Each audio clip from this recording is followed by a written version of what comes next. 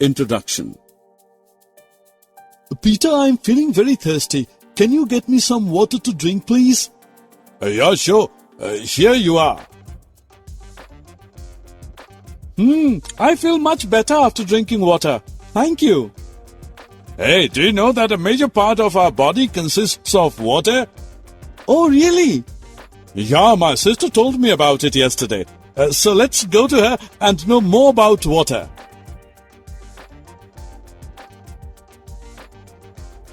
Objectives.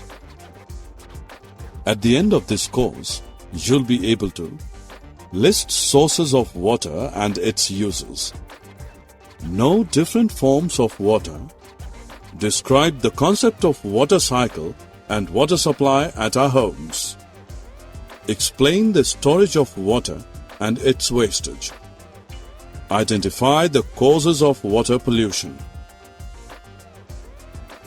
Hello, sister. Hi, John. How are you? I'm fine, thank you. Peter said that you told him some interesting facts related to water. I also want to know them. Okay, I will tell you. Actually, water is one of the most abundant substances on the earth. It covers almost 70% of the Earth's surface and it makes our entire planet blue when we see it from space. Now I will tell you about the different forms of water. Water exists in 3 forms: liquid, solid, and vapor. Sister, from where can we get water? Oh, you are asking about the sources of water. Actually, water has limited number of sources like wells, ponds, lakes, rivers, seas, and oceans. Besides these, groundwater is also an important source of water. John, do you know the purposes and uses of water? No, sister, please tell us. Water is essential for all humans, plants, and animals. We drink it.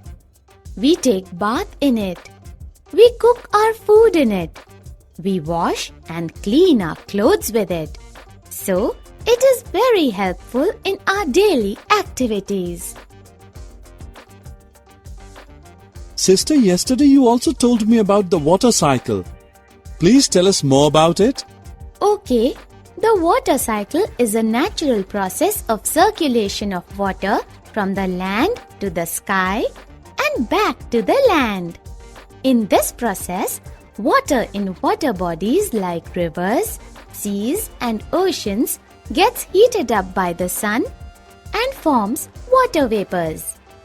This water vapor rises up in the air and gets cool and turns into cloud and finally into rains. Then, after raining, land water goes to lakes and rivers, which then flow back to the seas or oceans, and the cycle completes. This cycle gets repeated again and again. Guys, now I'm telling you how do we get water supply at our homes and other places. As you know that we get water through taps and this water is drawn from a lake or a river and then it is supplied through a network of pipes after purification process at the water plants. We should not waste water while doing daily activities. We all use so much water while brushing teeth or washing dishes. Sometimes large amount of water gets wasted through small leaks in pipes and dripping taps. Look, John, this water is so dirty. Oh yes, but how does the water get so dirty? Guys, do you know that throwing garbage and draining sewage into the water bodies makes it dirty and polluted?